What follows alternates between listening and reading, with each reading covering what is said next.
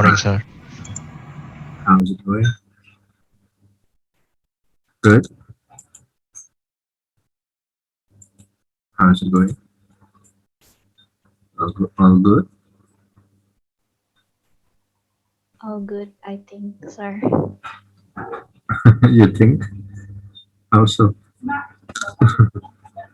uh, well, at least the public holiday is is tomorrow, right? Starts tomorrow. So hopefully we can be productive during that time. Uh, I know that I have some other unfinished works um, that I probably can catch up during this uh, during those days. On the public holidays. So I'm actually looking forward to it. Isn't that sad? You're looking forward for public holidays so that you can do more work. But at least it gives us a sense of purpose in life. Sometimes you have all the time in the world just to relax, and sometimes when you're supposed to be taking a break, but instead you're focusing on your work, which is both are okay. Depends on how you look at it. Um,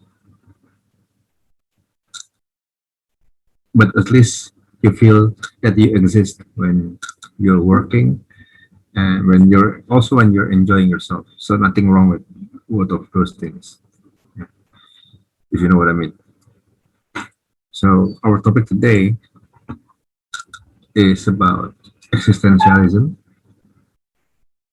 Some people uh, focus their life or their existence in religion, in work, and in or in love, or their love about something, or their passion, and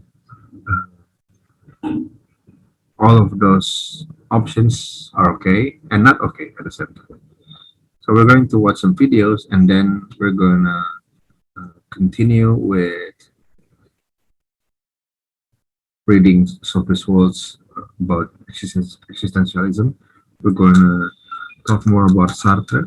Sartre, I believe it's pronounced Sartre. Yeah. And after that, we're going to do some quizzes, as always. Before we start, let's go open our cameras so I can see human faces instead of unmoving pictures.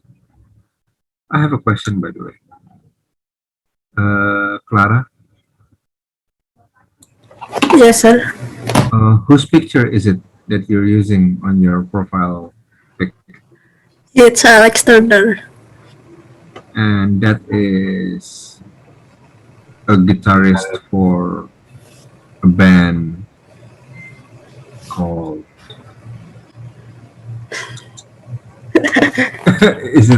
Is he in a band? Yes. And the band is called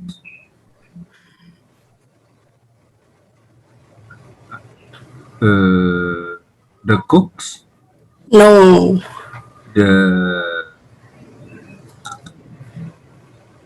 the Fines. No, not the Fines. What genre is it? Wait. Is it like a British rock? Yes. Okay. And is it from the UK? Yes. Uh, I hope, honestly, I have no idea what band is he from, but what band is he? What band is he from? What band? He's in Arctic Monkeys. Oh, Arctic Monkeys. Right. Okay, that explains.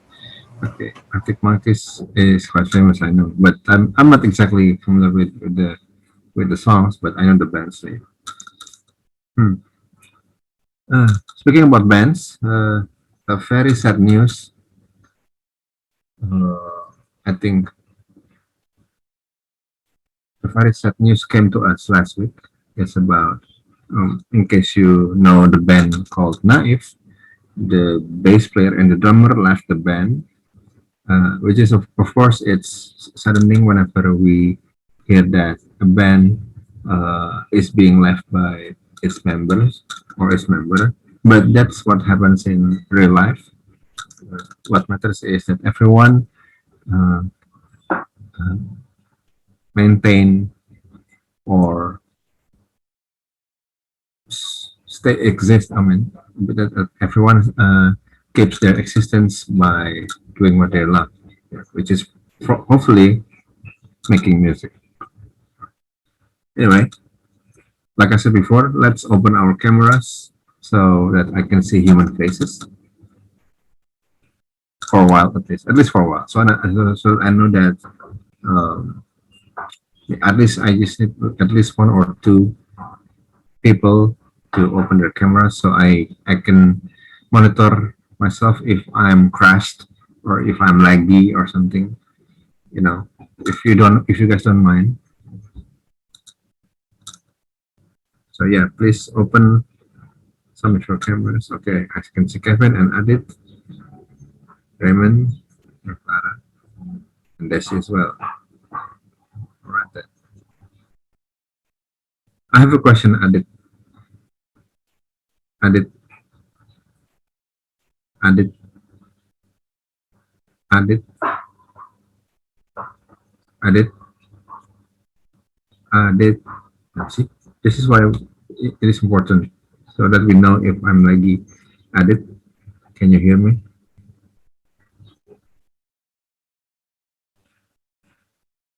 Adit, mine you. Oh, okay, that explains. uh, what happened? That is so weird. Did you eat? Oh, I think I know. Did you eat too much gorengan for the buka puasa? No, not really. Because sometimes that happens. Or did you sing too much with metal like voice to Lamb of God or something or Sepultura? Oh, I wish you could. Everyone can sing, at least by themselves, right? At least when there's no audience. uh, well, I hope you can. What is it? I hope you can regain your voice soon. Yeah, hopefully at least tomorrow. So my question was, your profile picture is quite interesting. Uh, I think you're wearing like a tie and a shirt or something. Where is it taken and why? What's the occasion for the profile picture?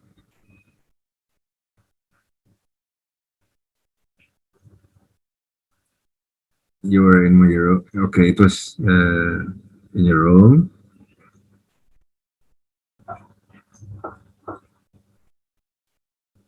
Oh, where? Where? Internship interview.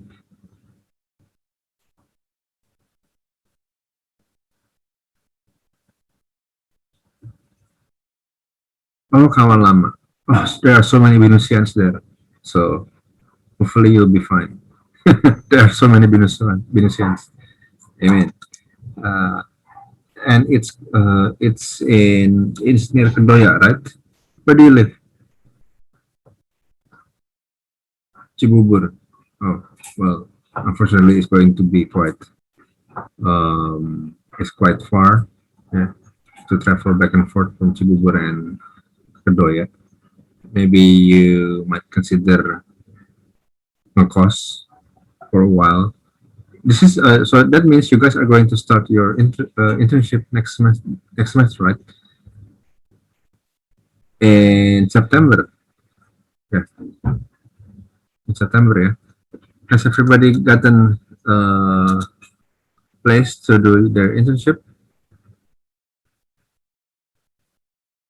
Uh, oh, yes, because you're still You just had an interview, right? Hopefully, uh, they'll announce it to you soon. What about the others? Desi, Kevin, Raymond, Faiz, Clara. Have you got your have you got a place to do the internship yet? Not yet, sir. Not yet. So you're still looking. Not yet. Okay. What about the others? Raymond, not yet. Desi, Faiz, Sayed, maybe. Not yet. Gabriel, Brian, Dea, still looking. Not yet. Well, keep start looking. Yeah, start looking because you guys should start looking now. And what I know is that what matters is that you guys get a place for an internship. Yeah. So um, if let's say you don't get paid for the internship, or if let's say you don't, or is if the allowance money is just so, then it's fine because what matters is you gain um, the experience. Yeah. What matters is is that you get experience. I myself back then we think not just English department students, every student in Venus, not all students got no. There wasn't any compulsory months or courses where we have to do our internships, meaning which means after we graduate, it's going to be tough for us to seek for a job, to find a job because we didn't have any experience, right? We didn't have any work experience. So that's why most of us dwell ourselves or keep us busy by joining students organization or just to find work uh, outside the campus. And while it's and also it's not exactly internships. Right? So yeah. So I hopefully you guys can start looking soon, and because it's good for you. It's good for you. Companies love when students are busy. Busy as in productive, not busy not doing anything. Or busy.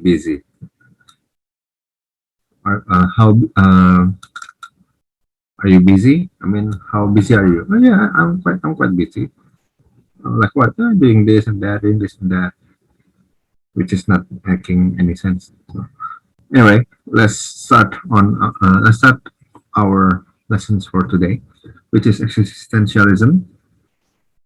Um, like I said before, we're going to start with the flow with watching some videos first about existentialism, and then after that, we're going to read a book chapter on Sophie's World about existentialism because watching the videos are far easier than reading than the. I mean, don't get me wrong. The chapter for the existentialism in Sophie's World um, is also quite easy to understand, but I think the flow is I think the flow will be easier if we start with the videos first. Okay, shall we? Speaking about internships or off-campus activities back then, like I said, because we didn't have any compulsory internship experience or courses, so I myself, I had to resort on teaching music. I had to resort on teaching music um, on the weekends back then.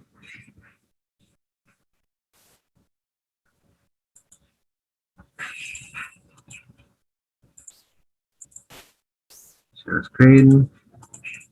Right, ready? So, by the way, um,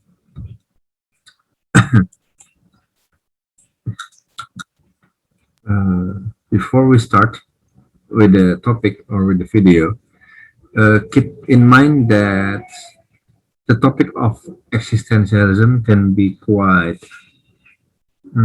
complex and sometimes depressing. Yes. uh, I have to give you guys a disclaimer because sometimes it can. Why are you laughing, Kevin? Are you enjoying this? Well, it's true because it can be quite depressing, and uh, maybe because we're looking at philosophies based on the Western perspectives, and not Eastern or Asian, yeah, or Eastern philosophy. Yeah, maybe if we talk about it, maybe we talk about Eastern philosophy. Um, it's more uh, like a joyful uh, thing to talk about, or at least it's not as depressing as its Western counterparts. Yeah. So remember that it can be quite depressing and but also liberating somehow. And but to some degree, I think there's some truth. I mean, there's truth in it. Yeah. So let's take a look at the video, shall we?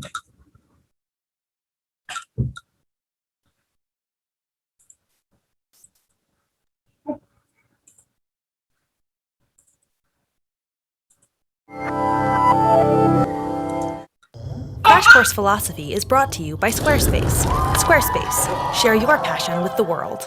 What gives your life meaning? God, love, money, work, fan fiction, football, shopping, Sherlock. You might have your own personal sense of purpose in your life, or maybe you're hoping this course will help you find one. Or you might believe that you were created with a certain essence as a human being, with a purpose given to you by God. Whatever the case is, no one would fault you for wanting your life to have meaning. A sense of meaning is something that we all crave, maybe even need. And as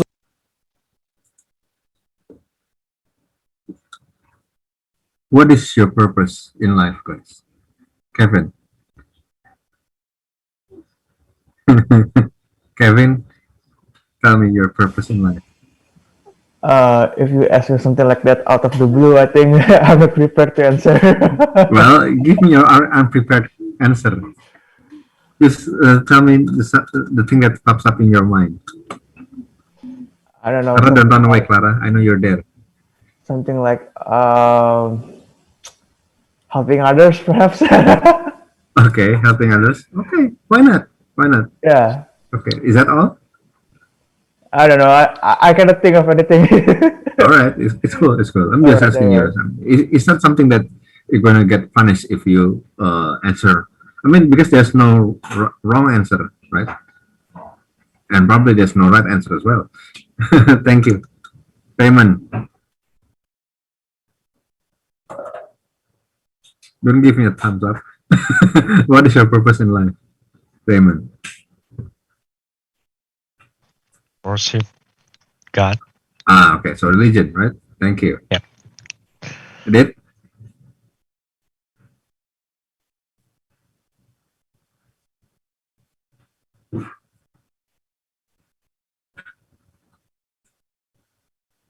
Sir, did you call me? not yet. In a minute after Adit. We're waiting for Adit answer to. Okay, living life to the fullest, or at least make somewhat of an impact to other people. Okay. Living life to the fullest, and also utilitarianism. All right, Clara. Mm, I want to keep staying alive until I get to watch all of the movies or TV series that I like. I don't know. Oh, okay. So live for entertainment, yeah. Yes. Similar to what we gamers do. Yeah. Gamers also have almost the same purpose in life. Yeah. Because we gamers we want to be immortal because so that we can play all the coolest games ever. That's what I feel. At least one part of me feel that because So plenty of purposes in life, and that is one of it. One of it. There, your turn.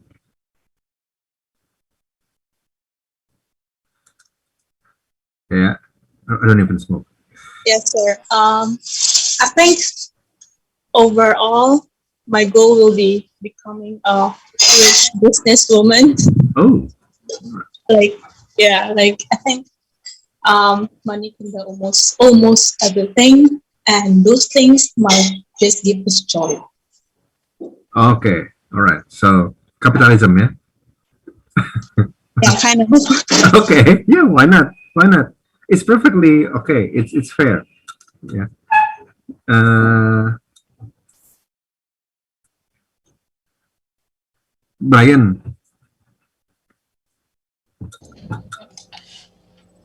Yeah, I'm just wanted to be happy and live like there's no worries, but I'm still finding way to have that purpose. Okay, so you're still figuring out your purpose in life. Yeah. Okay, all right. Good luck. Yeah.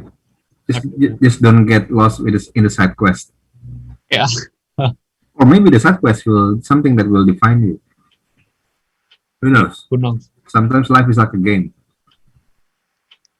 Keren juga ya kalau dipikir ya. Desi.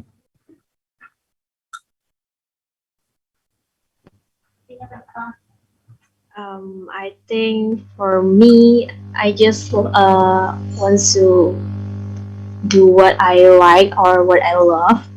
So like having no regret at all. I think What is it that you like then? And what is it I that you love? like I like to joining like organization. I think Oh. it's kind of like yeah, What kind of organizations? Terrorist organization or religious organization? non-profit organization. Oh, Most yeah, of all, non-profit. Okay, NGO or a non-profit, yeah. So it's like a kind of activism. yeah. All right, cool, cool, cool, cool, cool, cool, cool, cool, cool. Thank you, Desi. Faiz.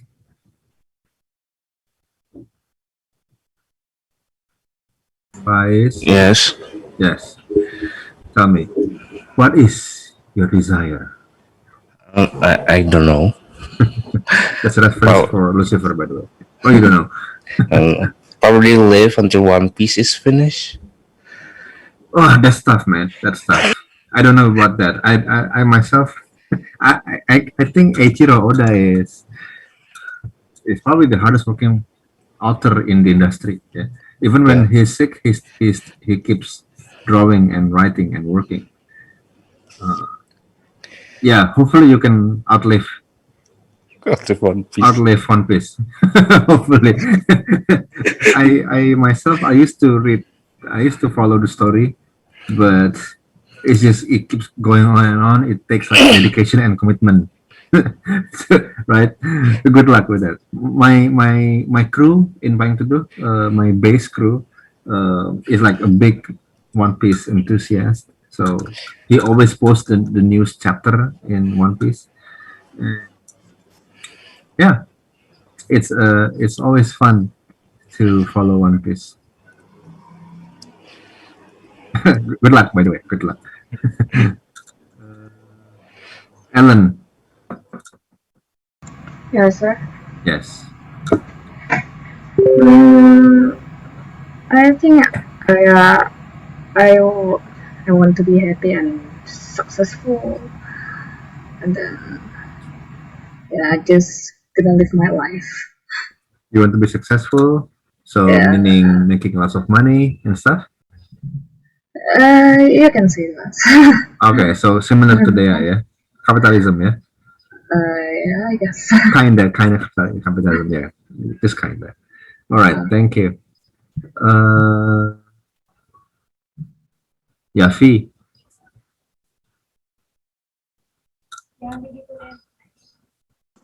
Yes, sir. Yes, tell me, man. Uh, What I is?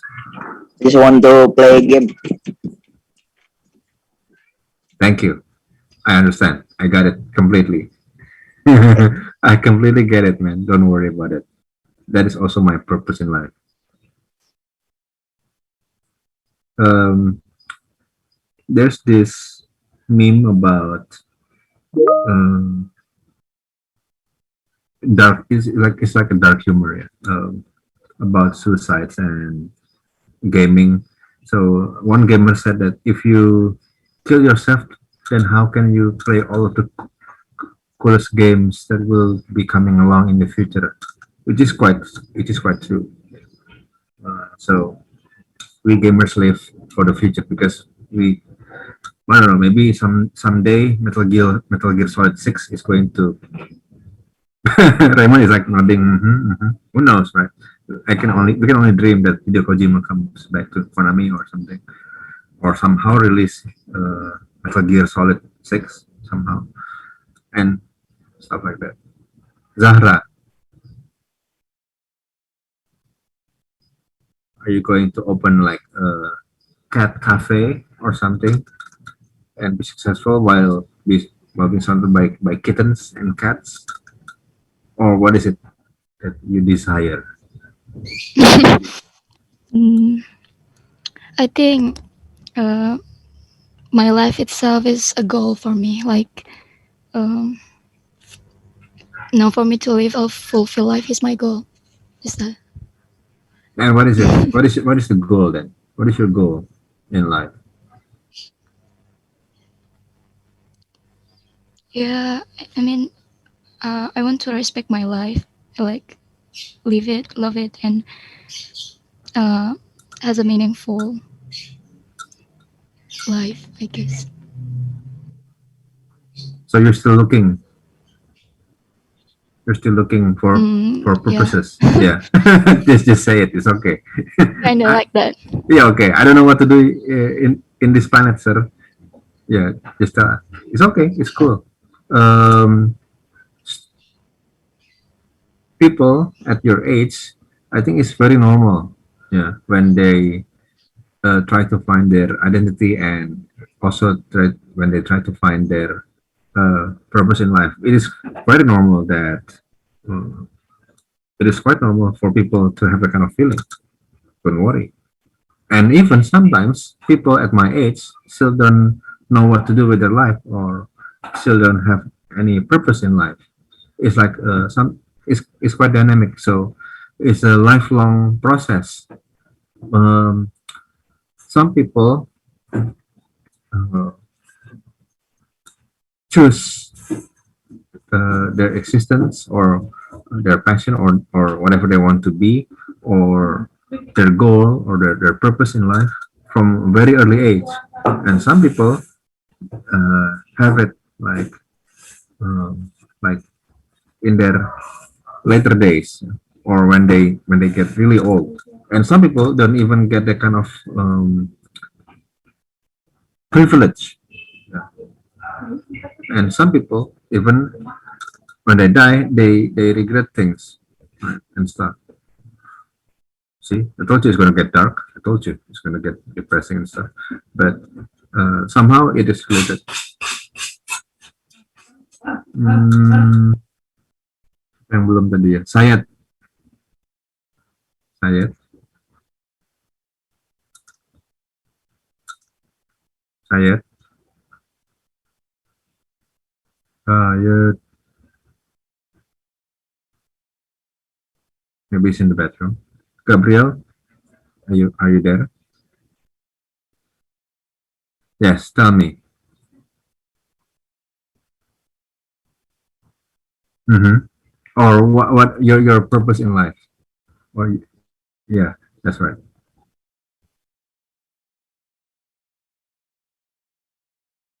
Mm-hmm. Oh. Oh.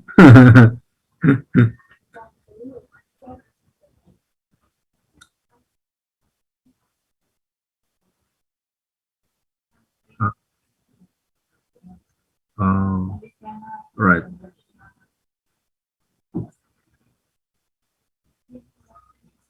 All right. Thank you. So you want to explore the world and you want to and the other one is family, right?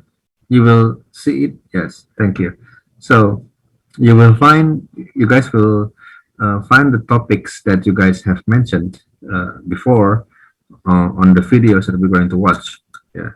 So um, so far it's nothing too rare, or so far it's quite normal. So let's continue.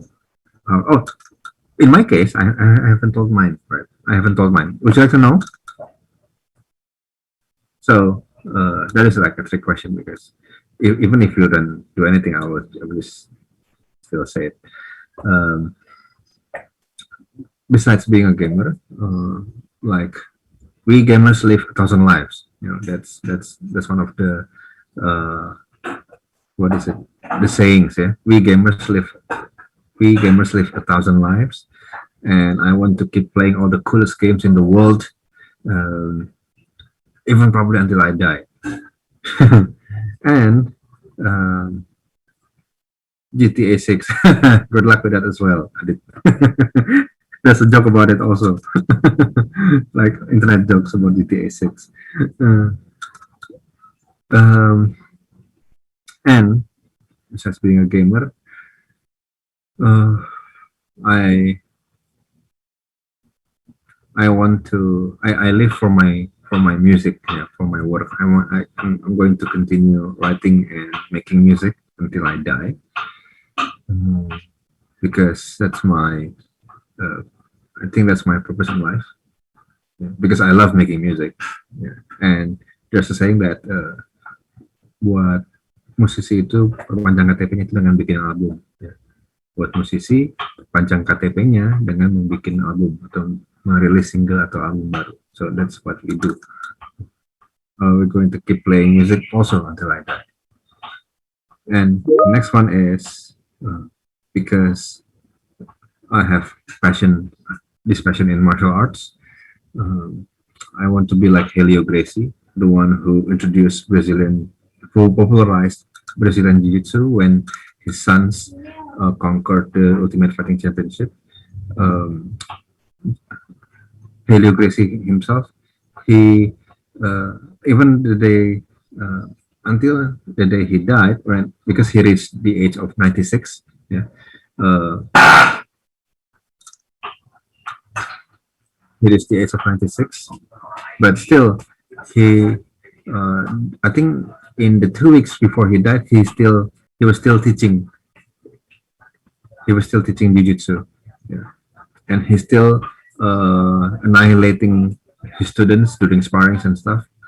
So I want to be like that. I want to keep spreading the principles of martial arts, especially in Brazilian Jiu-Jitsu. And last one, I want to live for my family. I have a daughter and mother and a wife. So I want to give the best to them. Yeah. However I can be. Hopefully, hopefully all of those my what is it, purposes in life can can maintain my existence in this world, and can be a fuel for me to keep burning this world. No. See, it gets dark. LSJDM loh, LSJDM bukan. Kalau saya, besides monitoring the classes, what is your purpose in life? LSJDM. LSJDM itu ada kan tuh, aku tahun binus. Nggak usah jawab ya, Mas atau Mbak, nggak apa-apa. I'm just teasing you guys, as always. Let's continue our video, guys. Let's take a look.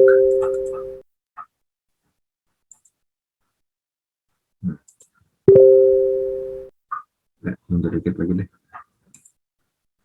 Meaning God, love, money, work, fan fiction. Ada yang balas apa nih?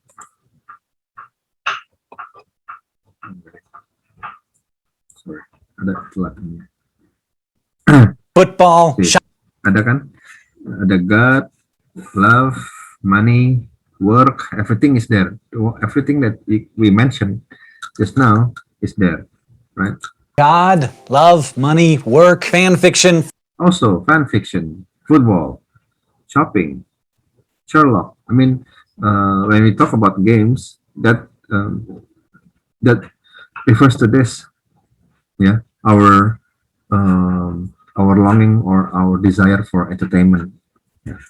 Football, shopping, Sherlock. You might have your own personal sense of purpose in your life, or maybe you're hoping this course will help you find one. Or you might believe that you were created with a certain essence as a human being, with a purpose given to you by God. Whatever the case is, no one would fault you for wanting your life to have meaning. A sense of meaning is something that we all crave, maybe even need. And as we move out of our unit on the philosophy of religion, we should spend some time talking about how we understand our lives as being meaningful. Because when you think about it, a lot of us devote a ton of energy to the task of finding meaning in our lives. Maybe you find it through religion, or by fighting for social justice, or educating others, or seeking beauty and artistic expression. No matter how you do it, there's a group of philosophers, the existentialists, who say that any or all of these things can give your life meaning. But at the same time, they say none of That also reminds me, because I'm also a teacher. Yeah, because I'm also a teacher and our lecturer. That also reminds me that I'm probably going to. Well, I know that lecturers are supposed to retire when they reach the age 65. So I cannot say I'm gonna keep teaching until I die, because if I outlive that number, if I get to reach 80 or 85, probably I won't be able to. I won't be allowed to teach anymore. But at least I'm gonna. Uh, I'm going to, make use of my time until I'm forced to retire as a teacher or as a lecturer or educator. say that any or all of these things can give your life meaning. But at the same time, they say none of them can.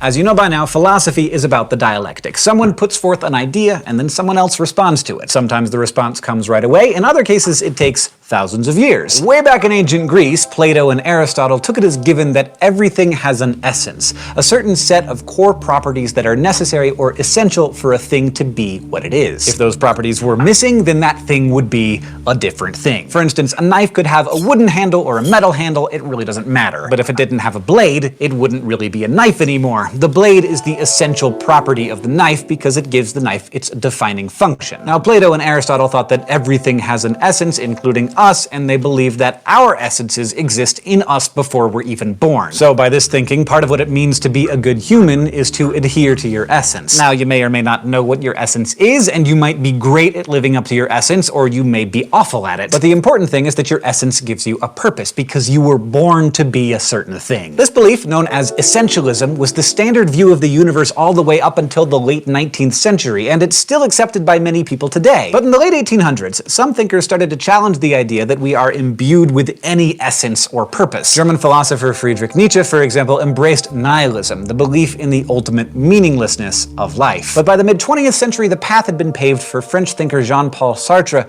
to return to the question of essence and ask, what if we exist first? What if we're born without any hardwired purpose, and then it's up to us to figure out our own essences? Well, this became the framework for what we now know as existentialism, and its mantra is the claim that existence precedes essence. In other words, our existence, our birth, happens first, then it's up to each of us to determine who we are. We have to write our own essence through the way we choose to live. But we have no actual predetermined purpose. There's no set path that we're supposed to follow. It's hard to express how radical this idea was at the time, because for thousands of years before this, you didn't have to choose a path or find your purpose. God did it for you. But it's important to note that existentialism is not synonymous with atheism. Plenty of existentialists are atheists, but some are theists, like Kierkegaard. What theistic existentialists deny is any sort of teleology. That is, they refute the notion that God made the universe, or our world, or us, with any particular purpose in mind. So God may exist, but instilling you, or your life, or the cosmos with meaning, that's just not in his job description. As a result, we are each born into a universe in which we and our world and our actions lack any real inherent importance. This is a fundamental component of existentialism, and its adherents refer to it as the absurd. You and I think of absurdity as as something that's just silly or preposterous.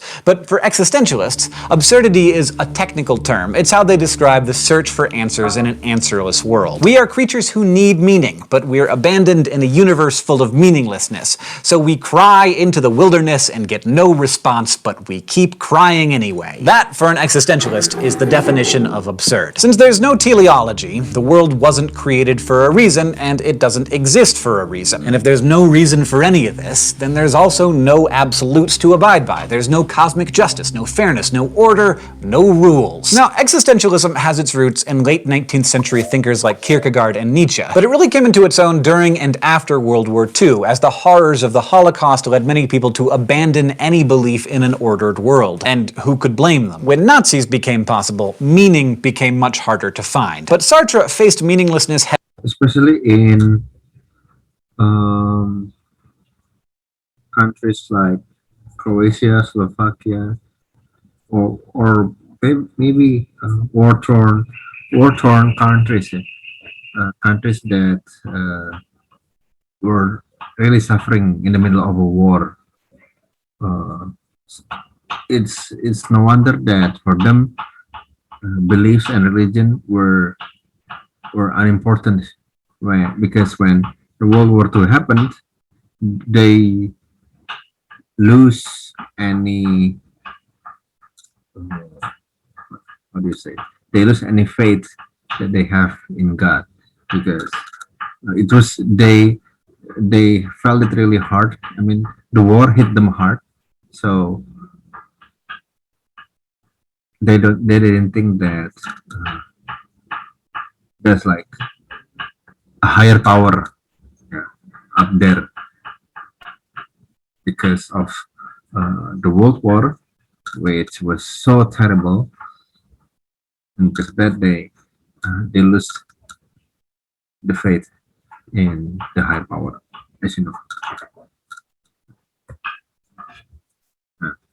led many people to abandon any belief in an ordered world. And who could blame them? When Nazis became possible, meaning became much harder to find. But Sartre faced meaninglessness head-on and explored one of the most agonizing aspects of existentialism. Not the world's lack of meaning, but its terrifying abundance of freedom. To most of us, freedom sounds pretty great, but Sartre... Nih guys, bagus nih dari Sartre.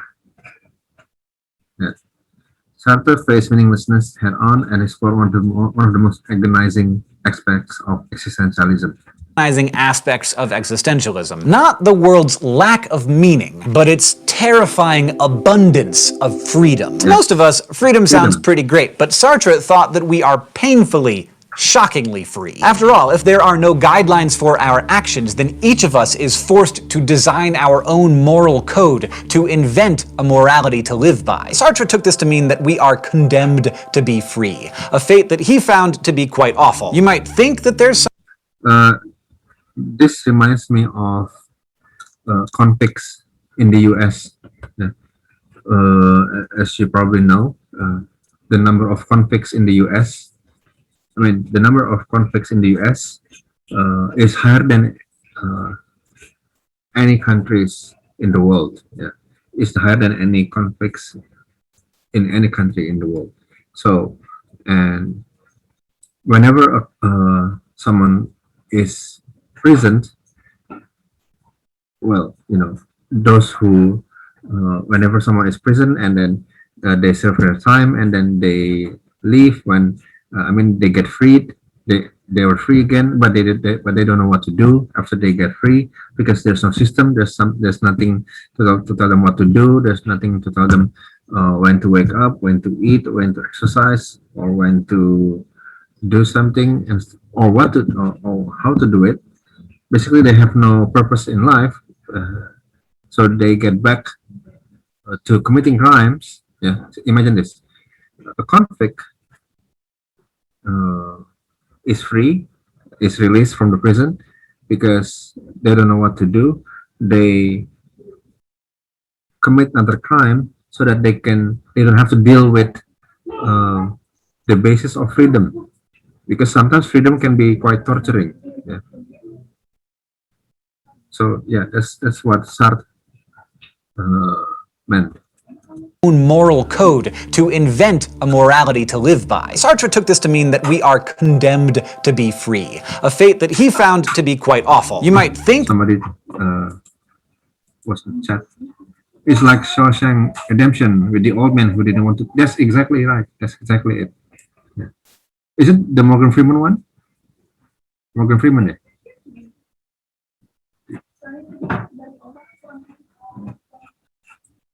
Yes, all right. That's correct. That there's some authority you could look to for answers, Sartre said, but all of the authorities you can think of are fake. You can do what your parents say, or your church, or your government, but... So let's rewind a bit.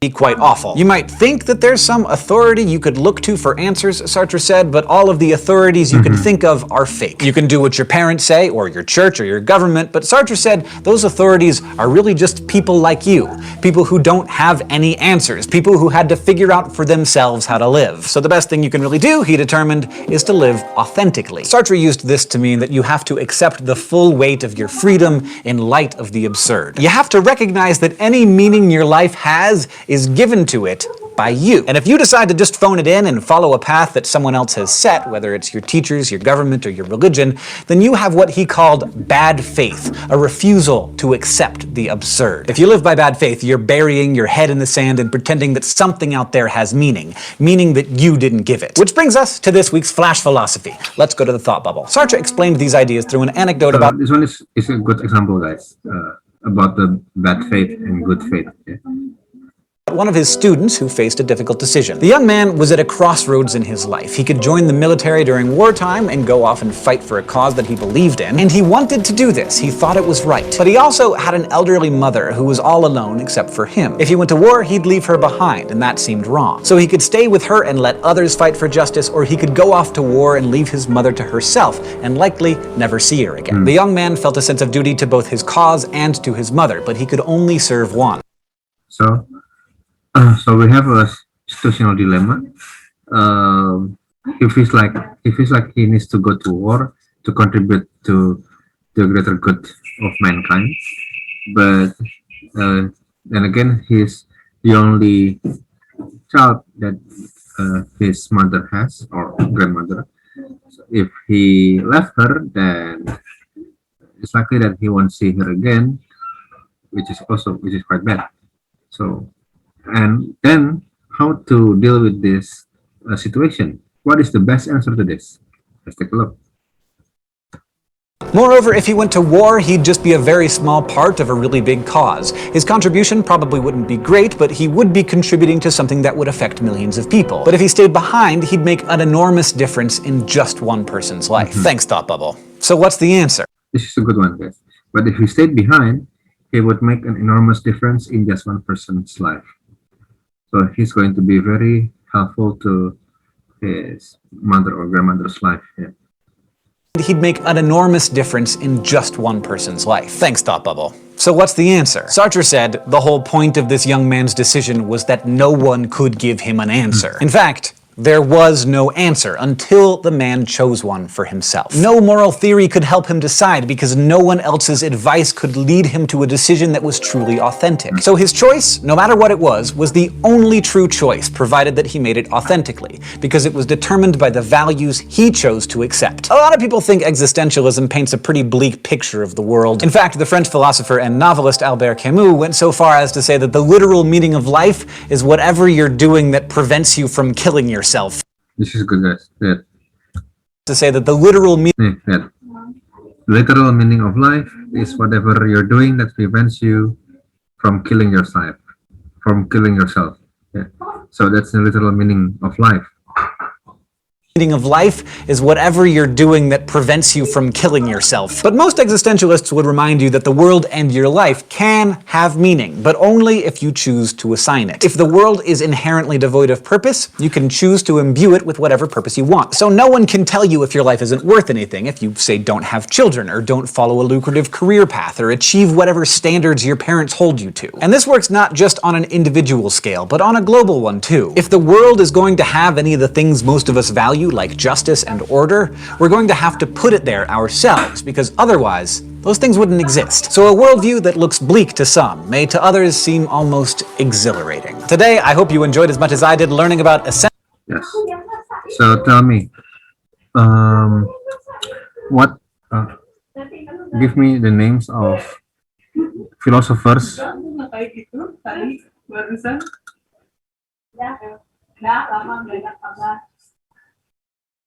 So tell me, guys, what the names of the philosophers that you heard, that you remember from the video.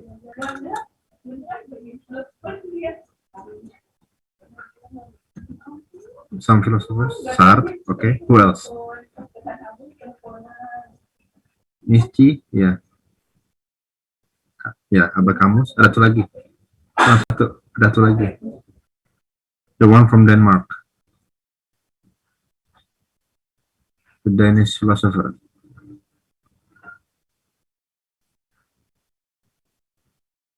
The one with the theist philosopher, the one who is a theist, bukan atheist ya, but a theist. No, sorry, gimana bilangnya? He is theist. He is a theistic philosopher. So he is theistic existentialist. His name is Soren Kierkegaard. So let's take a look at Kierkegaard. So we're going to watch a video about him. Bear in mind, this is probably this video will probably, to me, he has probably some of the coolest quotes ever. Yeah. His works contain some of the coolest quotes ever. Yeah. It's dark and depressing sometimes, and also funny at the same time. So hopefully you'll get pleasure watching this next one. Ready?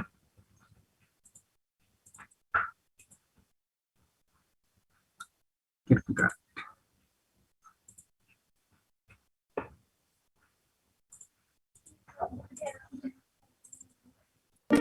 Stay on top of email. Yes, thank you, Grammarly.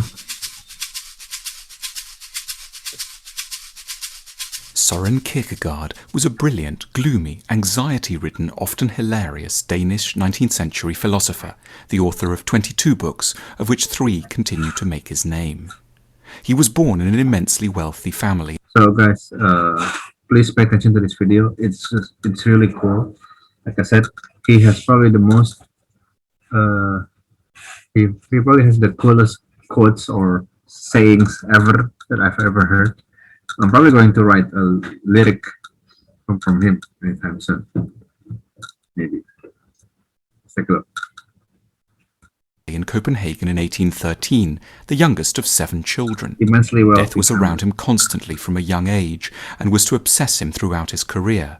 It is, in a sense, his only theme. Not only was he extremely physically frail, by the time he was 22, all his siblings had died, except for he and a brother. It drove him to furious production of books over 15 years. On a single day in 1843, he published no less than 3 works. He wasn't writing for the money, he was working to save himself, and he thought, humanity. As it happened, he made it to the age of 42, then died of an excruciating spinal disease. In Either Or and Fear and Trembling, what Kierkegaard wants us to do above all is wake up and give up our cosy sentimental illusions. He systematically attacks the pillars of modern life, our faith in family, our trust in work, our attachment to love, and our general sense that life has purpose and meaning. His enemies were the smug in all their guises, particularly the prosperous Danish haute bourgeoisie and the members of the established Danish church. He tells us, "As I grew up, I opened my eyes and saw the real world, and I began to laugh, and I haven't stopped since. I saw that the meaning of life was to get a livelihood, that the goal of life was to be a high court judge." So get ready. I'm going to rewind this part. Yeah. Basically, he systematically attacks the pillars of modern life: our faith in family, our trust in work, our attachment to love, an original sense that life has purpose and meaning. Yeah. Nah, his enemies were the smug in all their guises, particularly the prosperous Danish haute bourgeoisie and the members of the established Danish church. Established Danish church. He tells us, as I grew up, I opened my eyes and saw the real world, and I began to laugh, and I haven't stopped since. I saw that the meaning of life was to get a livelihood, that the goal of life was to be a high court judge, that the brightest joy of love was to marry a well-off girl, that wisdom was what the majority said it was, that passion was to give a speech, that courage was to risk being fined $10, that cordiality was to say you're welcome after a meal, and that the fear of God was to go to communion once a year. That's what I saw, and I laughed. Kierkegaard was especially caustic about the 19th century understanding of love and the new ideology of passionate marriage, which aimed to unite desire with prudence and suggested that one could enjoy all the thrills of a love affair and at the same time all the stability of a long-term relationship. But Kierkegaard mocked the notion that one could ever fuse romantic love with marriage, that one could have passion and sex and at the same time children, stability and routine. He respected both. He just couldn't believe that you could have them both at the same time in a cozy marriage sanctified by the state and the neighbours. His belief arose out of his own tortured love life. He fell in love with a beautiful, precocious and talented 18-year-old girl called Regine Olsen, only then to break off the engagement as he realized that to try and live with her forever would also mean killing the love that had drawn him to her. Everywhere. This reminds me of Miles Davis. Miles Davis is a great jazz trumpeter, and I saw a documentary of him once on Netflix, and it's there's one chapter in his life where he went to Paris to do a concert, and there he met someone, a French girl who is really beautiful, and then but because both of them don't speak each other's languages, so Miles Davis didn't speak French, and the beautiful French girl, didn't speak any English, so they communicate by using gestures and other kind of frequencies, eye contacts and touch, and they were so in love with each other.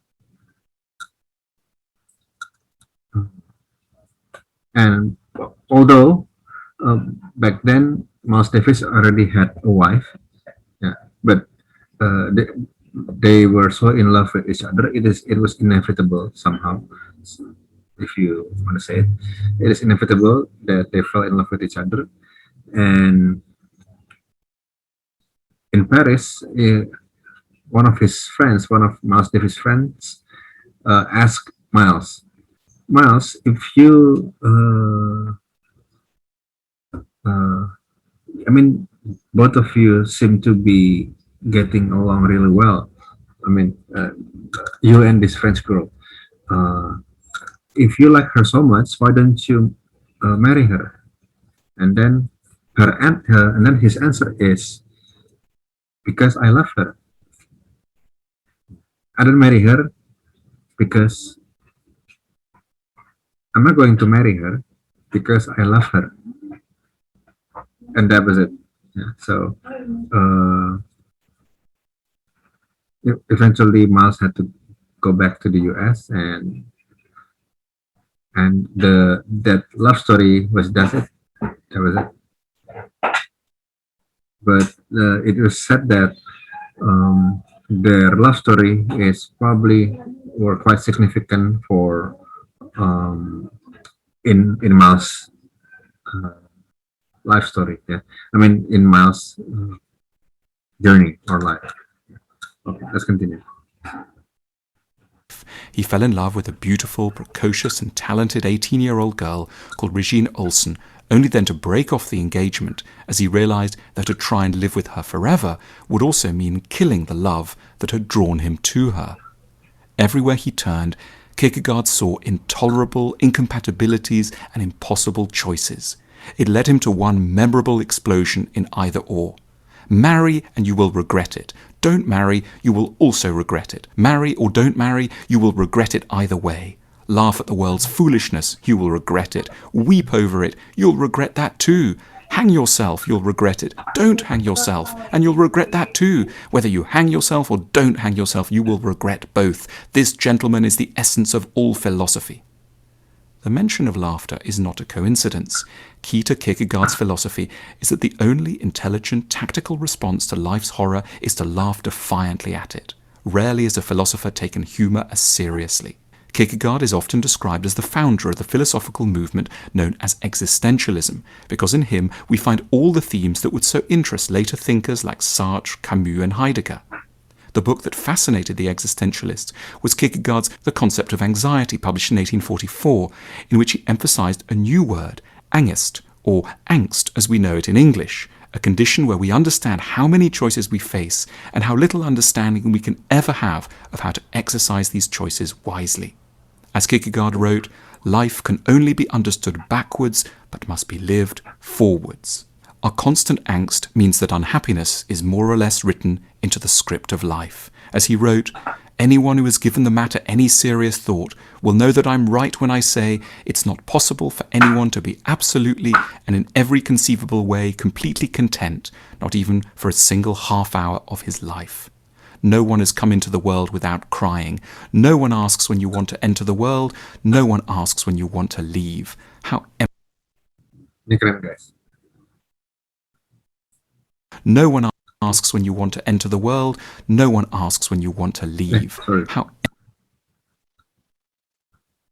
No one has come into the world without crying, keren ya? Because when we were born, we cried as a baby, right? For a single half hour of his life. No one has come into the world without crying. No one asks when you want to enter the world. No one asks when you want to leave. How empty and meaningless life is. We bury a person, throw 3 shovels of earth over him, drive out in a coach, drive back in a coach, and console ourselves that we still have life enough left to live. But really, how long is 70? Why not just get it over with straight away? For Kierkegaard, there was, however, one answer that he put forward ever more stridently in his later works: Jesus Christ. Kierkegaard loathed the Christianity of the established Danish church, but he adored the simple truths of the Gospels that his father had taught him as a boy. For him, Christianity was a religion of extreme surrender to a theology of almost peasant-like simplicity. One was to be ready to die for Christ, to give up all attachment to worldly things, and to love all humans like one's siblings. Kierkegaard wasn't interested in justifying his attachment to Christianity through rational means. Instead, he recommended a dramatic and now famous leap of faith, wherein one wouldn't apply one's puny mind to attempt Which probably became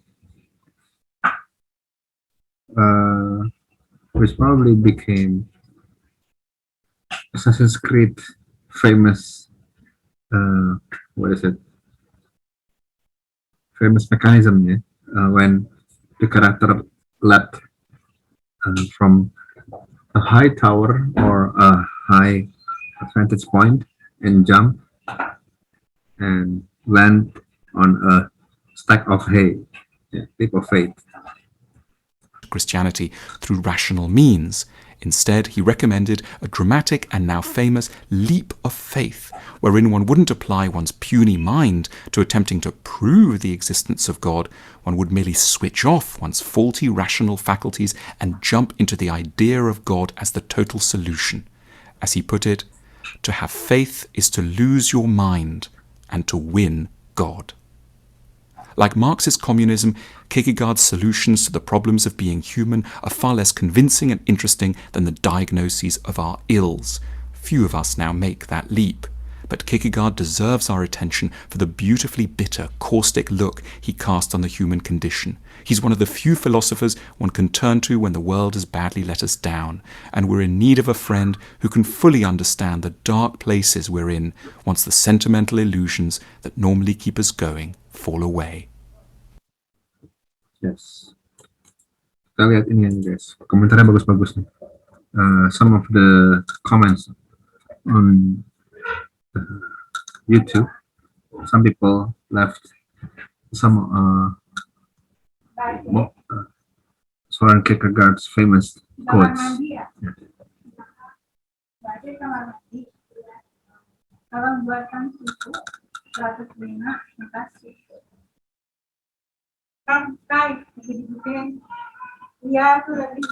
Alright, sorry about that. People demand freedom of speech to make up for the freedom of thought, which they avoid. Keren ya? Ini keren nih. I opened my eyes and saw the real world, and I began to laugh. I think this was mentioned in the video.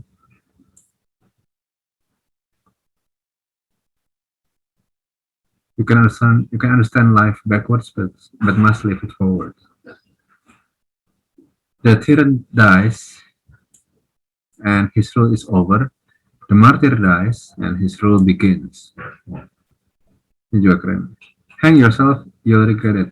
Don't hang yourself, you'll regret that too. Nah, ini juga tadi aku bilang ya sebelumnya. No one comes into the world without crying. Ini sangat dark dan sangat keren nih guys. Sangat edgy dan emo ya. Emo. The most painful aspect of being is remembering the future, particularly the one you'll never have. Ini juga keren banget. My depression is my most faithful mistress. No wonder then that I return the love. Nah, guys, it sounds like Kierkegaard was the founder of emo. Happiness is the gate's hiding place for despair. Which one is your favorite? Which one is your favorite quote of him? This one. This one. I opened my eyes and saw the real world, and I began to laugh. It sounds like he is like a super villain ya, kayak raja musuh di game-game atau di komik. Sounds like a super villain. Nah, siapa nih ada yang chat? About the freedom of thought. Oh ya, keren ya. Mana tadi? Nah ini the first one ya. People demand freedom of speech to make up for the freedom of thought, which they avoid. Yes.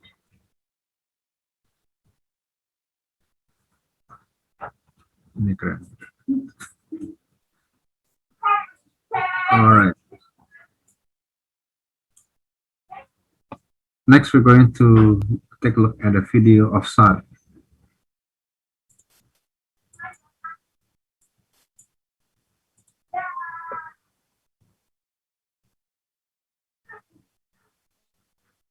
Oh, wait, before that, let's take a look at this Calvin and Hobbes comics. Calvin and Hobbes, I think you know, probably some of you know these comic strips, and sometimes it appears on 9gag or some on social media, because the Calvin and Hobbes comic strips sometimes they are filled with existentialist thinking.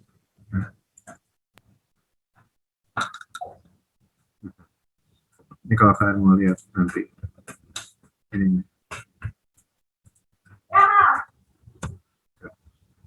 If you want to take a look at the discussion.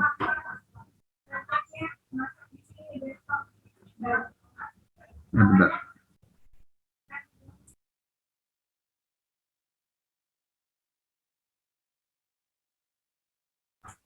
All right. I'm significant. Scream the dustpack. Let's take a look at this one. Let's take a look at this second comic strip. Let's say life is the square of the sidewalk. We are born at this crack and we die at that crack. Born here and die there. Now we find ourselves somewhere inside the square, and in the process of walking out of it, suddenly we realize our time in here is fleeting. Is our quick experience here pointless? Does anything we say or do in here really matter? Have we done anything important? Have we been happy? Have we made the most of these precious few footsteps? Then suddenly turned dark and gloomy. Why does man create? Is it man's purpose on earth to express himself, to bring form to thought, and to discover meaning in experience? Or is it just something to do when he's bored?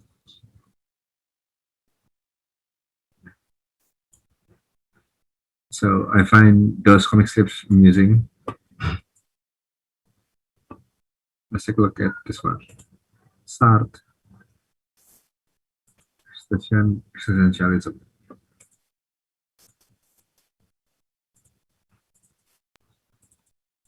Ready? Let's go.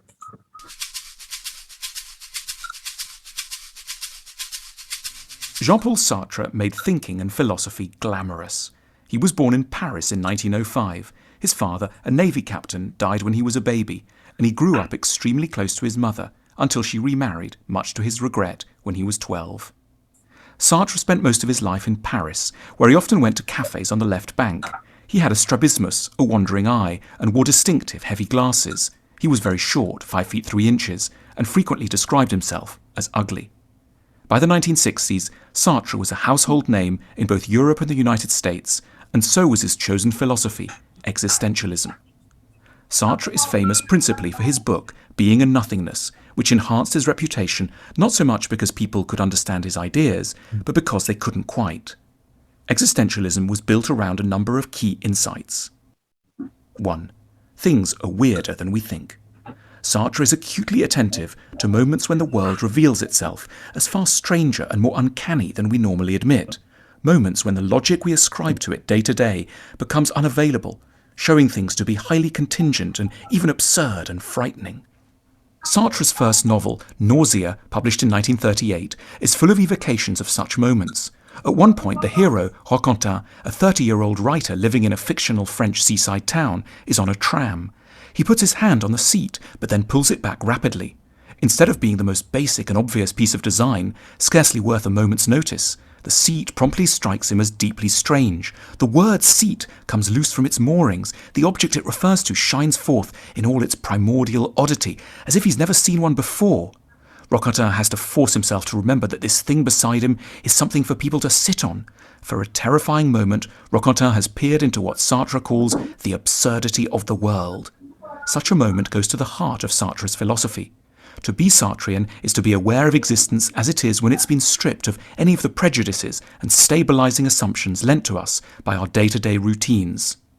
We can try out a Sartrean perspective on many aspects of our own lives. Think of what you know as the evening meal with your partner. Under such a description, it all seems fairly logical, but a Sartrean would strip away the surface normality to show the radical strangeness lurking beneath. Dinner really means that when your part of the planet has spun away from the energy of a distant hydrogen and helium explosion, you slide your knees under strips of a chopped-up tree and put sections of dead animals and plants in your mouth and chew, while next to you another mammal whose genitals you sometimes touch is doing the same. Sorry. 2.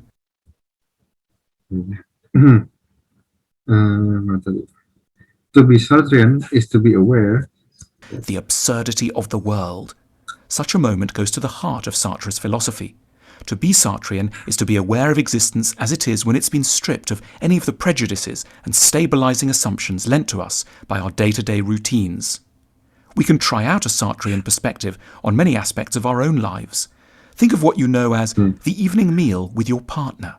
Under such a description, it all seems fairly logical, but a Sartrean would strip away the surface normality to show the radical strangeness lurking beneath.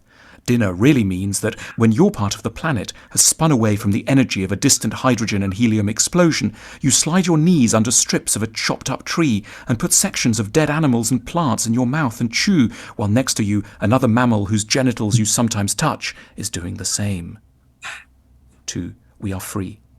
Such weird moments are certainly disorienting and rather scary, but Sartre wants to draw our attention to them for one central reason, because of their liberating dimensions. Life is a lot odder than we think, but it's also, as a consequence, far richer in possibilities. Things don't have to be quite the way they are. In the course of fully realizing our freedom, we will come up against what Sartre calls the angoisse, or anguish of existence. I think we have to go back to this one. To such weird moments are certainly disorienting and rather scary. Yeah, because life itself is already weird. Yeah. Life itself is already weird. Free. Such weird moments are certainly disorienting and rather scary, but Sartre wants to draw our attention to them for one central reason. Because of their liberating dimensions. Life is a lot odder than we think, but it's also, as a consequence, far richer in possibilities. Things don't have to be quite the way they are. In the course of fully realizing our freedom, we will come up against what Sartre calls the angoisse, or anguish of existence. Everything is terrifyingly possible because nothing has any preordained, God-given purpose. Humans are just making it up as they go along and are free to cast aside their shackles at any moment. 3. We shouldn't live in bad faith. Sartre gave a term to the phenomenon of living without taking freedom properly on board. He called it bad faith. We are in bad faith whenever we tell ourselves that things have to be a certain way and shut our eyes to other options. It's bad faith to insist that we have to do a particular kind of work or live with a specific person or make our home in a given place. The most famous description of bad faith comes in Being and Nothingness, when Sartre notices a waiter who strikes him as overly devoted to his role, as if he were first and foremost a waiter rather than a free human being.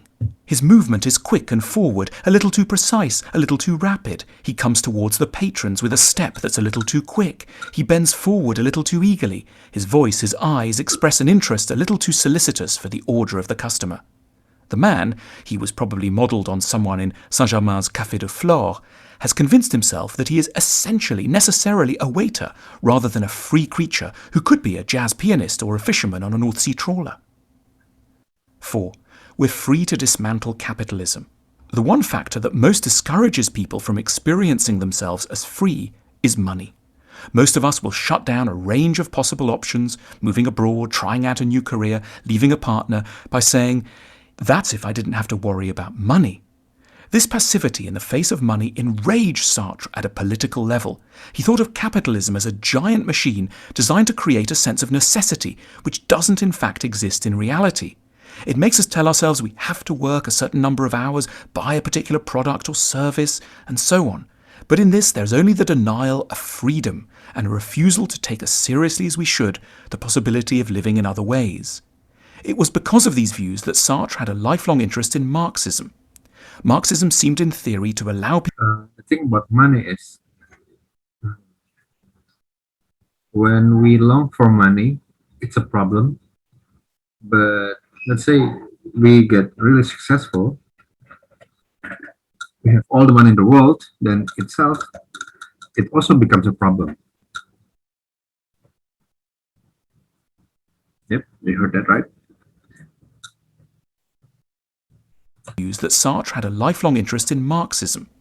Marxism seemed in theory to allow people to explore their freedom by reducing the role played in their lives by material considerations. Sartre took part in many protests in the streets of Paris in the 1960s. Arrested yet again in 1968, the President of France, Charles de Gaulle, had him pardoned, saying, "You don't arrest Voltaire." Sartre also visited Fidel Castro and Che Guevara. Ini nih, aku ingat. Ini siapa nih? Ada yang ingat nggak nih siapa?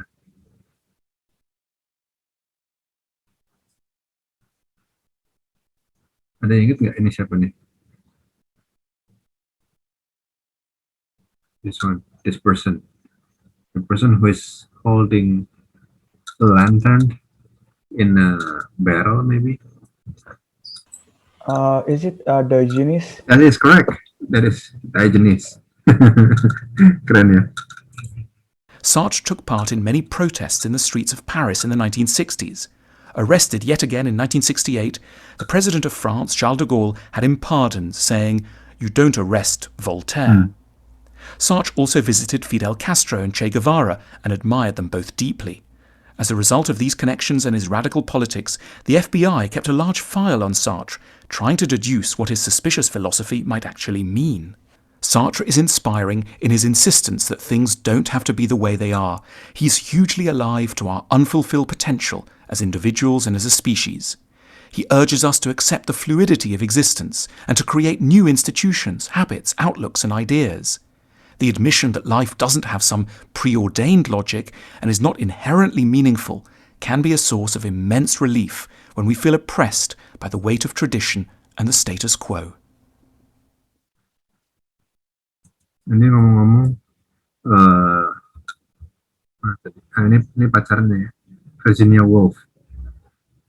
Ada yang tahu nggak Virginia Woolf itu siapa? Does anybody know? Virginia Woolf. Does anybody know who she is?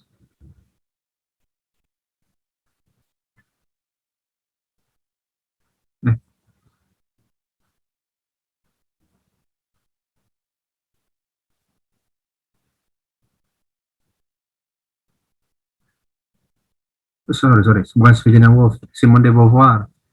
Sorry. No, sorry. Not Virginia Woolf, but Simone de Beauvoir. Simone de Beauvoir itu, kok gue mau bilangnya Virginia Woolf ya, karena Virginia Woolf juga ngebahas soal ini, feminism. So, Simone de Beauvoir is a philosopher, also a writer, a novelist. Yeah. She wrote the book called The Second Sex. The Second Sex itu artinya adalah perempuan yang dianggap adalah seks atau gender atau jenis kelamin selain laki-laki yang tempatnya inferior gitu. Nah, dia ngelawan hal itu. She's a feminist. Yeah. So this is Simone de Beauvoir and this is Sartre. They didn't marry, mereka tidak menikah. Mirip-mirip mungkin dengan cara berpikirnya si Kierkegaard ya. So they didn't marry. Sartre, trying to deduce what his suspicious philosophy might actually mean. Sartre is inspiring in his insistence that things don't have to be the way they are.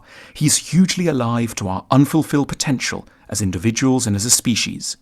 He urges us to accept the fluidity of existence and to create new institutions, habits, outlooks, and ideas. The admission that life doesn't have some preordained logic and is not inherently meaningful can be a source of immense relief when we feel oppressed by the weight of tradition and the status quo. Yes. So we're going to read some parts of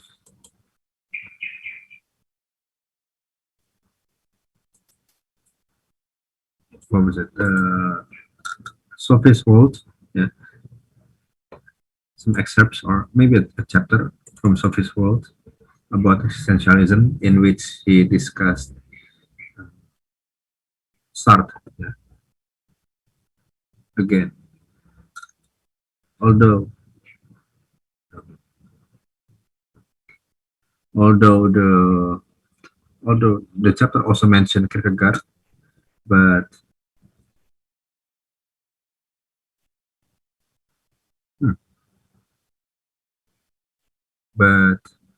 it is mentioned. But the chapter that we're going to read is focusing on, what was it? Sartre. Sorry, I was confused because my Kindle is reinstalling itself. I wasn't expecting that. Oh, open it. Oh, direct message from LSJ. All right, siap. A love letter from LSJ. Nah, ini guys. Oke, kita langsung aja. Jadi Hilda jagoan kita, ya kan? Bukan. Ya namanya Sophie ya. Ntar dia datang lagi si Alberto Knox-nya ya. Bentar. So aja kita fokus ke JNJT. Nah, ini dia. Bookmarks.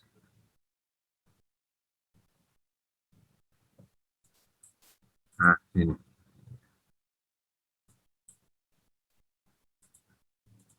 Right. So they're going to continue their philosophical course, their philosophical study. Yes. Shall I come to your place? No, not here. Everything's a mess. I've been hunting for hidden microphones. There's a cafe that's just opened at the main square, Cafe Pierre. Do you know it? Yes. And shall I be there? Can we meet at 12? Okay, bye. At a couple of minutes past 12, Sophie walked into Cafe Pierre. It was one of those new, fashionable places with little round tables and black chairs, upturned format bottle in dispensers, baguettes, and sandwiches. Masih lapar gue lihat baguette. The room was small, and the first thing Sophie noticed was that Alberto was not there. A lot of other people were sitting at round tables, but Sophie saw only that Alberto was not among them. She was not in the habit of going into cafes on her own. Should she just turn around and leave and come back later to see if he had arrived? She ordered a cup of lemon tea at the marble bar and sat down at one of the vacant tables. She stared at the door. People came and went all the time, but there was still no Alberto. If only she had a newspaper. Yeah, if only she had a newspaper. As time passed, she started to look around. She got a couple of glances in return. For a moment, Sophie felt like a young woman. She was only 15, but she could certainly have passed for 17, or at least 16 and a half. She wondered what all these people thought about being alive. They looked as though they had simply dropped in, as though they had just sat down here by chance. They were all talking away, gesticulating vehemently, but it didn't look as though they were talking about anything that mattered. She suddenly came to think of Kierkegaard, who had said that what characterized the crowd most was their ideal chatter. Idle chatter. Excuse me. Were all these people living at the aesthetic stage, or was there something that was essentially important to them? In one of his early letters to her, Alberto had talked about the similarity between children and philosophers. She realized again that she was afraid of becoming an adult. Suppose she too ended up crawling deep down into the fur of the white rabbit that was pulled out of the universe's top hat. She kept her eyes on the door. Suddenly, Alberto walked in. Although it was midsummer, he was wearing a black beret and a gray hip-length coat of herringbone tweed. He hurried over to her. He felt it felt very strange to meet him in public. It's 12:15. You're late for quarter, yeah, quarter minutes. It's what is known as the academic quarter of an hour. Would you like a snack? He sat down and looked into her eyes. Sophie shrugged. Trouble. Sure, a sandwich maybe. Alberto went up to the counter. He soon returned with a cup of coffee and two baguette sandwiches with cheese and ham. Lapar. Was it expensive? A bagatelle, Sophie. Do you have any excuse at all for being late? Kesel. No, I did it on purpose. I'll explain why presently. He took a few large bites of his sandwich, then he said, let's talk about our own century. Has anything of philosophical interest happened? Lots. Movements are going off in all directions. We'll start with one very important direction, and that is existentialism. This is a collective term for several philosophical currents that take man's existential situation as their point of departure. We generally talk of 20th century existential philosophy. Several of these existential philosophers or existentialists based their ideas not only on Kierkegaard but on Hegel and Marx as well. Another important philosopher who had a great influence on the 20th century was the German Friedrich Nietzsche, who lived from Nietzsche, who lived from 1844 to 1900. He too reacted against Hegel's philosophy and the German historicism. He proposed life itself as a counterweight to the anemic interest in history and what he called the Christian slave morality. He sought to effect a revaluation of all values so that the life force of the strongest should not be hampered by the weak. According to Nietzsche, both Christianity and traditional philosophy had turned away from the real world and pointed toward heaven or the world of ideas. But what had hitherto been considered the real world was in fact a pseudo world. Pseudo artinya fake ya. Pseudo artinya fake. Be true to the world, he said. Do not listen to those who offer you supernatural expectations. So, si Sophie tetap bingung. A man who was influenced by both Kierkegaard and Nietzsche was the German existential philosopher Martin Heidegger. But we are going to concentrate on the French existentialist Jean-Paul Sartre, who lived from 1905 to 1980. He was a leading light among the existentialists, at least to the broader public. His existentialism became especially popular in the 40s, just after the war. Later on, he allied himself with the Marxist movement in France, but he never became a member of any party. Is that why we are meeting in a French cafe? It was not quite accidental, I confess. Sartre himself spent a lot of time in cafes. He met his lifelong companion Simone de Beauvoir in a cafe. She was also an existential philosopher. A woman philosopher? That's right. What a relief that humanity is finally becoming civilized. Karena emang nggak banyak uh, famous woman philosophers. Bukannya nggak banyak yang female philosophers, tapi ya nggak banyak yang female philosophers. Yeah. So ada kok sebenarnya. Cuma emang maybe under the radar aja. Or need more discussion or need more exposure, yeah. And maybe that's your job to do it. Maybe it's your job as students to discuss more female philosophers. Nevertheless, many new problems have arisen in our own time. We were going to talk about existentialism, said Sophie.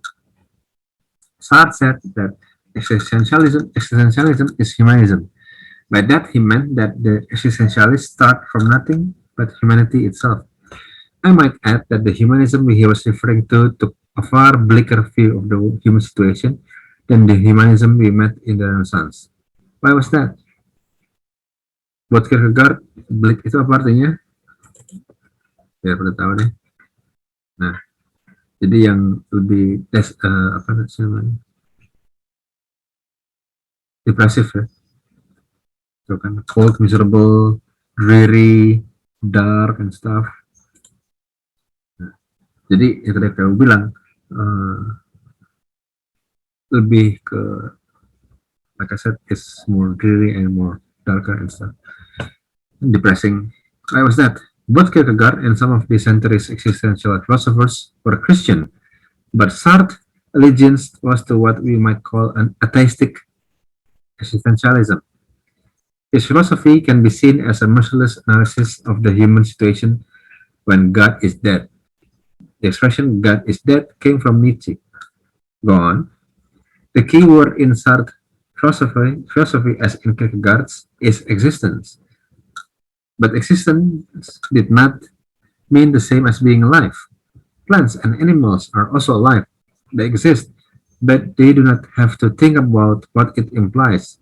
Man is the only living creature that is conscious, friend, of its own existence. Sartre said that a material thing is simply in itself, but mankind is for itself. The being of man is therefore not the same as the being of things. I can't disagree with that. Sartre said that man's existence takes priority over whatever he might otherwise be. The fact that I exist takes priority over what I am. Existence takes priority over essence. That was a very complicated statement, kata Sophie. Apa sih maksudnya? Liar, gue bingung. Cenah. By essence, we mean that which something consists of, the nature or being of something. But according to Sartre, man has no such innate nature. Man must therefore create himself. We need to make our own path. We need to set everything by ourselves. He must create his own nature or essence because it is not fixed in advance. I think I see what you mean. Throughout the entire history of philosophy, philosophers have sought to discover what man is, or what human nature is. But Sartre believed that man has no such eternal nature to fall back on. It is therefore useless to search for the meaning of life in general. We are condemned to improvise. Mampus, keren dah ini. We are like actors dragged onto the stage without having learned our lines, with no script and no prompter to whisper stage directions to us. We must decide for ourselves how to live. Sorry. That's true, actually. If one could just look in the Bible or in a philosophy book to find out how to live, it will be very practical. You've got the point. When people realize they are alive and will one day die and there is no meaning to cling to, they experience angst, said Sartre. You may recall that angst, a sense of dread, was also characteristic of Kierkegaard's description of a person in an existential situation. Yes, Sartre said that man feels alien in a world without meaning. When he describes man's alienation, he is echoing the central ideas of Hegel and Marx. Man's alienation in the world creates a sense of despair, boredom, nausea, and absurdity. Stop sebentar. Stop sebentar. Ingat-ingat ini ya. Alienation ya. Contohnya, nah nih kan. Contohnya, a worker, whether it's in Indonesia, in China, in Pakistan, or some other places in the world, worker or someone is working in a Nike factory. Seseorang bekerja di pabrik Nike, ya pabrik sepatu.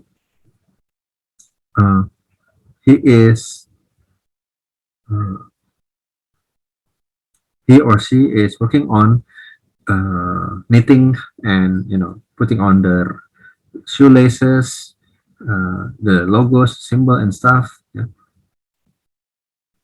The shoe is going to cost. The shoe is going to sell so much money. The shoe is going to sell so much money. The shoe is going to be sold and is going to cost lots of money, but which he himself is very distant with it. Dia sendiri sangat jauh jaraknya dengan sepatu itu. Yeah, so that is what alienation is. Yeah. The feeling of a distant, the feeling of being distant of something that you were on almost probably every day and so on. Okay. But we will take a look at this more often when we talk about Marx. It is quite normal to feel depressed or to feel that everything is just too boring. Yes, indeed. Sartre was describing the 20th century city dweller. Remember that the Renaissance humanists had drawn attention almost triumphantly to man's freedom and independence. Sartre experienced man's freedom as a curse. Man is condemned to be free. Ingat kan? Tadi dia ngomong gitu ya. He mentioned that in the video. It was mentioned in the video. Condemned because he has not created himself and is nevertheless free. Because having once been hurled into the world, he is responsible for everything he does. But we haven't asked to be created as free individuals. That was precisely Sartre's point. Nevertheless, we are free individuals, and this freedom condemns us to make choices throughout our lives. There are no eternal values or norms we can adhere to, which makes our choice even more significant because we are totally responsible for everything we do. Ya, kalau robot kan enak ya. Kalau mereka rusak, maka bisa bilang ke penciptanya, yeah, well, you made me this way. Yeah. Well, the same thing can also be applied to if you want to blame yourself, if you want to blame God, but then again, it might not be effective. Yeah. Sartre emphasized that man must never disclaim the responsibility for his actions, nor can we avoid the responsibility of making our own choices on the grounds that we must go to work, or we must live up to certain middle-class expectations regarding how we should live. Those who thus slip into the anonymous masses will never be other than members of the impersonal flock, having fled from themselves into self-deception. On the other hand, Our freedom obliges us to make something of ourselves, to live authentically or truly.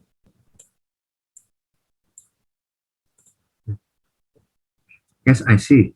This is not least the case as regards our ethical choices. We can never lay the blame on human nature or human frailty or anything like that. Now then, oh wait, bentar guys, gue mesti isi absen dulu bentar. Kita isi absen dulu ya. Apa bukan absen? Apa sih namanya? Eh Logbook, sesi log. Bentar ya. Aku kena omel. Bukan kena omel sih, maksudnya lebih ke jadi ribet. Give me a second. Let's quickly.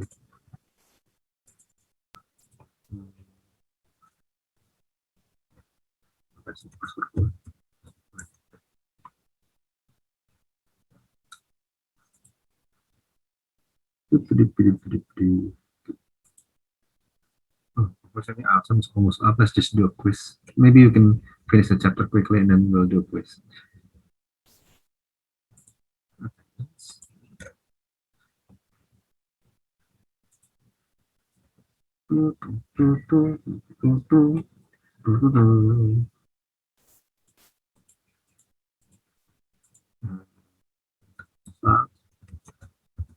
Kegar.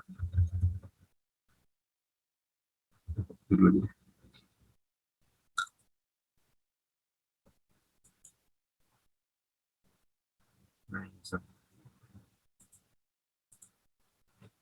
Kalau kalian mau baca tuh baca terus terangnya Nietzsche itu. Well, it's dark and it's lagi itu lagi.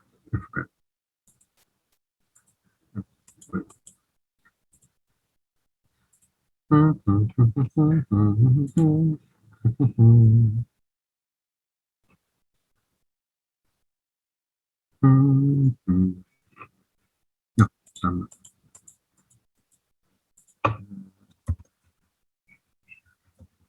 What is this? All right. Let's continue. Right. This is not least the case as regards our ethical choices. You can never lay the blame on human nature or human frailty or anything like that. Now and then it happens that grown men behave like pigs and then blame it on the old Adam.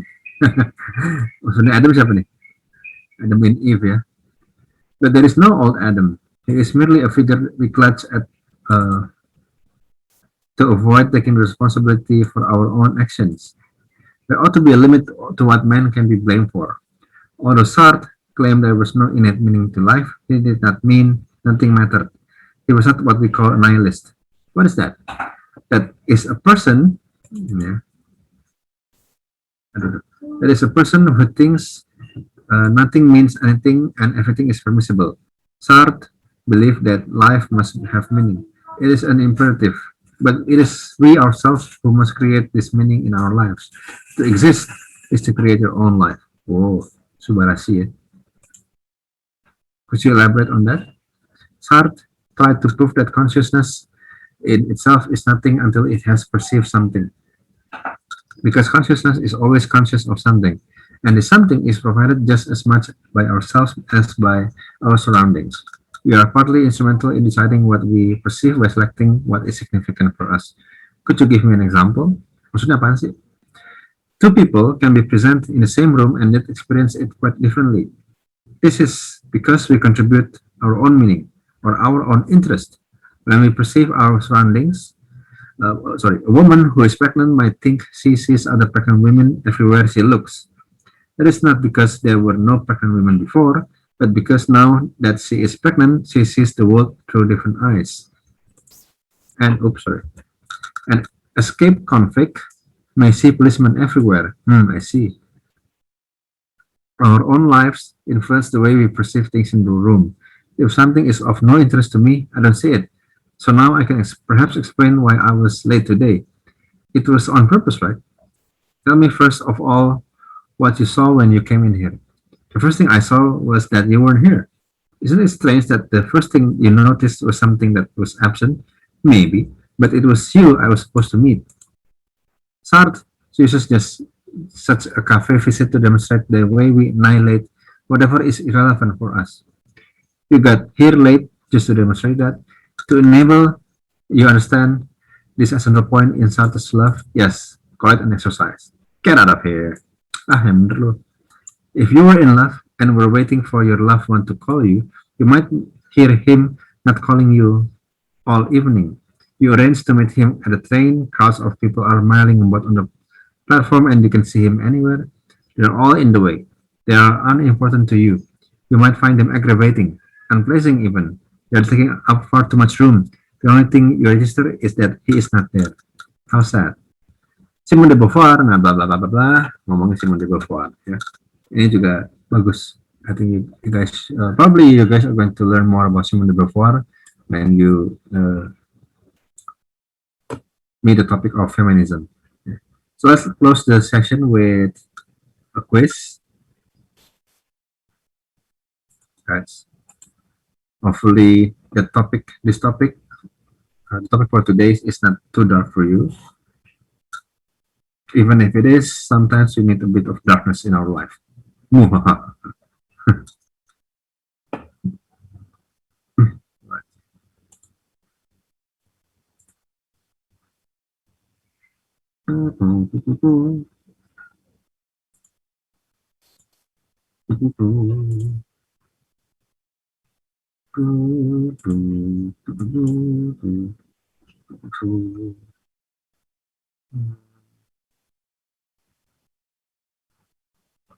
Okay. 1 second.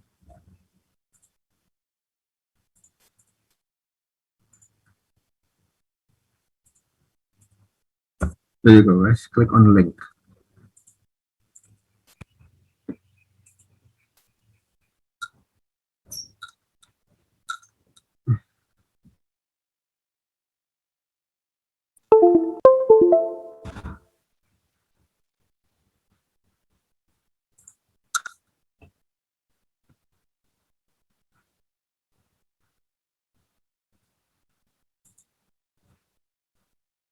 Halo.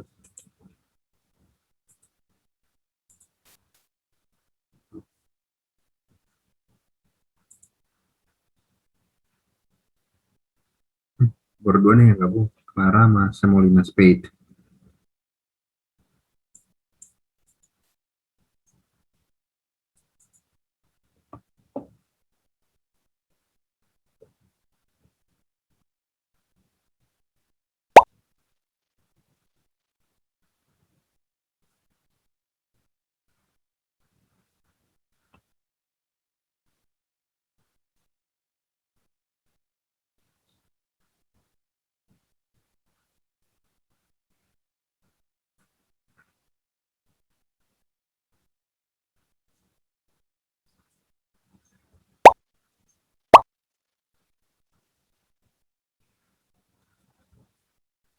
Cuma berlima nih kita.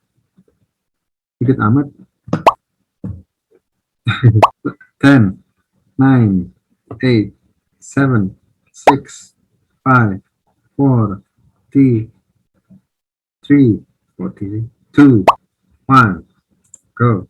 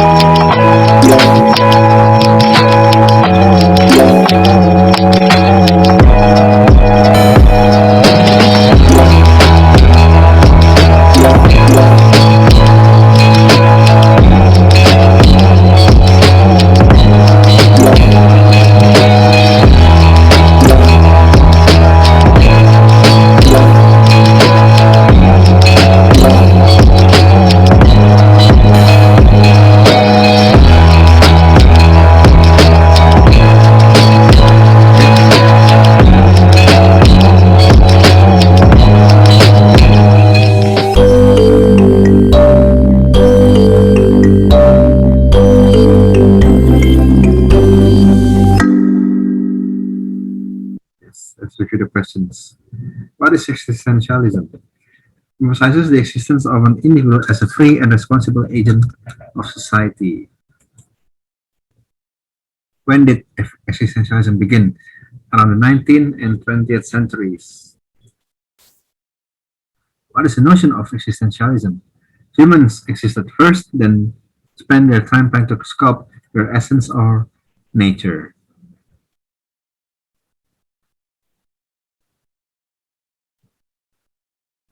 Have no say in their life choices, berarti kan mereka nggak bisa mengubah keadaan kan? Berarti nggak ini sculpt dari sculpture, memahat essence mereka sendiri. Existentialism is finding one's true self through free will, responsibility, and choice. And free will. Ya, bentar deh. Why am I here then? Why am I here? Foslow.com. It's when you on the internet's dark place. An existentialist believes one should be able to make choices without the help of. An existentialist believes one should be able to make choices without the help of the law, ethnic rules, traditions. No, justru you need this one. What is human nature believed to be decided by? Yes, life choices. Warren, siapa Warren? Oh, it is not a belief of existentialism. Science can and will make everything better. No, it defines on ourselves. Yeah. When did existentialism come about? Yes, after the after the depression berarti habis Perang Dunia Kedua ya. Sorry, yeah, I want to ask about this one, sir. I thought that the Great Depression occurred in the 1930s. Yes, 1928, 1930s. That's right. Iya, benar. Kalau ini kan masih terlalu jauh. Ini kan terlalu jauh. But I thought that it occurred existentialism occurred in what the 19th century. Oh, come about maksudnya ini became popular. Sebenarnya kan populer gara-gara Sartre. It was popular because of Sartre. Sartre was in the after the ini kan World War II ya. Gitu. So does that explain your question? Okay. Alright, yeah, thank you. You're welcome. You're welcome. An existentialist can be an agnostic relativist, a moral atheist, religious moralist. Keren ya. An agnostic. Agnostic itu artinya percaya sama Tuhan, tapi nggak percaya sama agama. A moral atheist berarti At least can, yeah, I'm sure you guys know. And this one is also, I'm sure you know. Religious moralists accept and spread moral precept based on religious beliefs. Who is noted for bringing the most international attention to existentialism in the 20th century? It's Sartre. The father of existentialism is Kierkegaard. Yes. Oke. Sebenarnya ada tuh lagi quiz, cuma udah 11.24.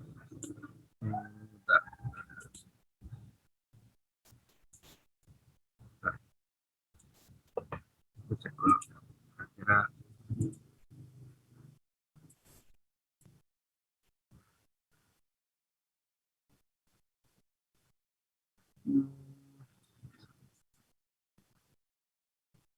nggak usah.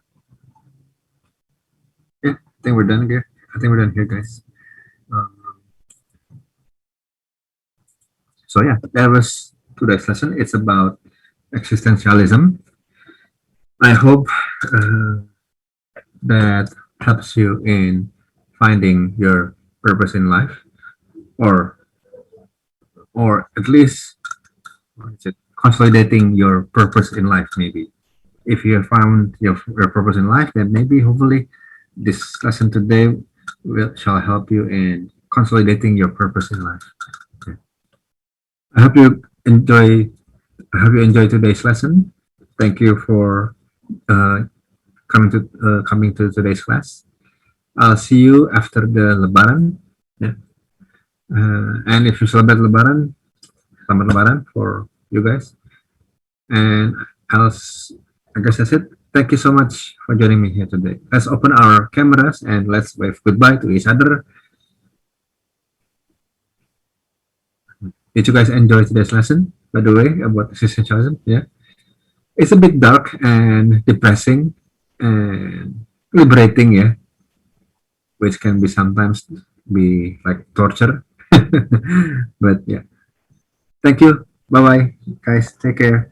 Ciao. Thank you, sir. You're welcome. Thank you, sir. Yes, sir. You're welcome. Bye bye. Thank you, sir. Your voice is back, dude. Your voice is back. Your It's voice. okay, you know. I made your voice back. You're welcome. Yeah. No, I'm kidding.